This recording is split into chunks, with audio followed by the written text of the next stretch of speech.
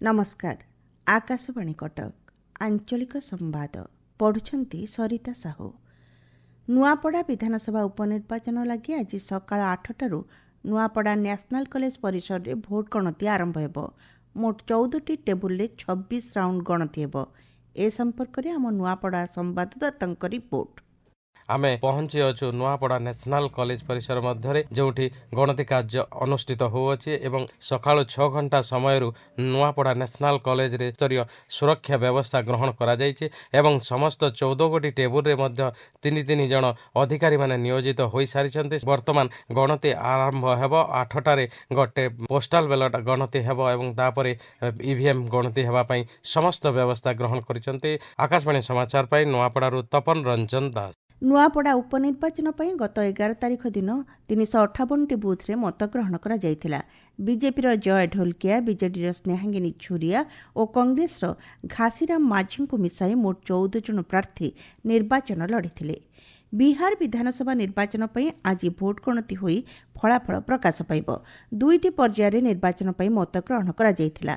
प्रथम पर्यायर 6 तारिख में 18टी जिल्लार 121टी आसन पर एवं द्वितीय पर्यायर 11 तारिख दिन 20टी जिल्लार 122टी आसन पर मतदान होइथिला। आगामी 2047 मसीहा सुधा विकसित भारत लक्ष्य हासिल लगी देशर नागरिकों उत्तम स्वास्थ्य गुरुत्वपूर्ण भूमिका ग्रहण करिब। तेणु रोगर चिकित्सा अपेक्षा पूर्व ही रोगर प्रतिरोध करने क्षेत्र में देश को दीर्घकालीन स्वतंत्र नीति प्रस्तुत करने को हेबो बोली केंद्र विज्ञान और प्रजुक्ति विद्या राष्ट्रमंत्री डॉ जितेंद्र सिंह कहते।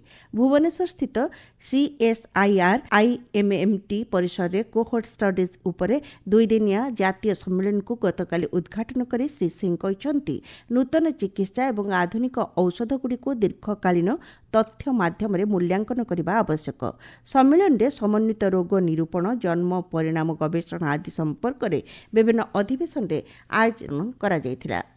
ओडिशा विधानसभार शीतकालीन अधिवेशन आसंता 27 तारिख आरंभ हेबो। अधिवेशनर प्रथम दिन में राष्ट्रपति द्रौपदी मुर्मू गृह को संबोधन करिवार कार्यसूची रहिछि। एही परिप्रेक्षी में बाचस्पति सुरमा पाढ़ी अध्यक्षतार एक प्रस्तुति बैठक अनुष्ठित हो जाइछि।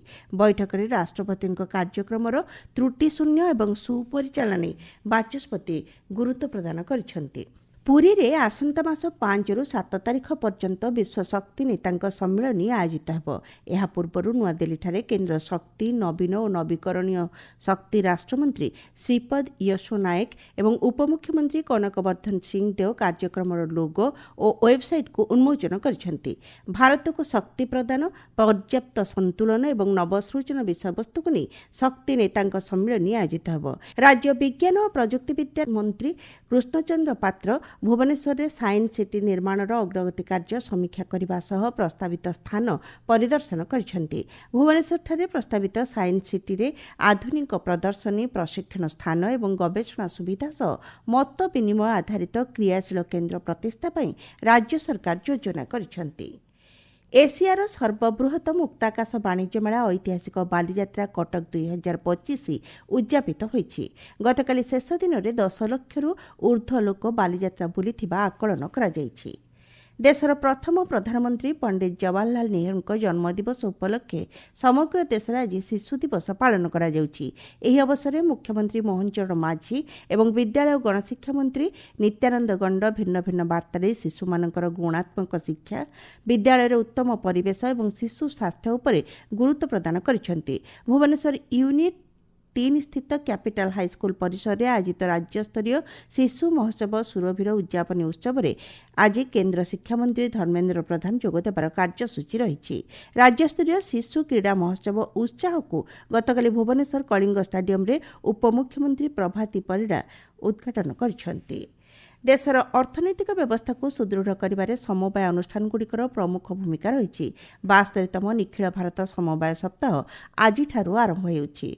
एही परिप्रेक्षी में एक सचेतनता गणदौड़ और राज्यस्तरीय समवाय पताका उत्तोलन उत्सव भुवनेश्वर समवाय भवन ठारे अनुष्ठित हेबो। मधुमेह रोग प्रति सचेतनता सृष्टि उद्देश्य आज विश्व मधुमेह रोग दिवस पालन करा जाउछि।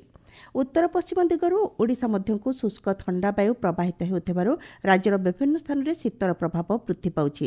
ଭୁବନେଶ୍ୱର ଆଞ୍ଚଳିକ ପାଣିପାଗ ବିଜ୍ଞାନ କେନ୍ଦ୍ରର ସୂଚନା ଅନୁସାରେ ଉପକୂଳ ଜିଲ୍ଲାଗୁଡ଼ିକରେ ତାପମାତ୍ରା 5 ଡିଗ୍ରୀ ପର୍ଯ୍ୟନ୍ତ ବୃଦ୍ଧି ପାଇଛି।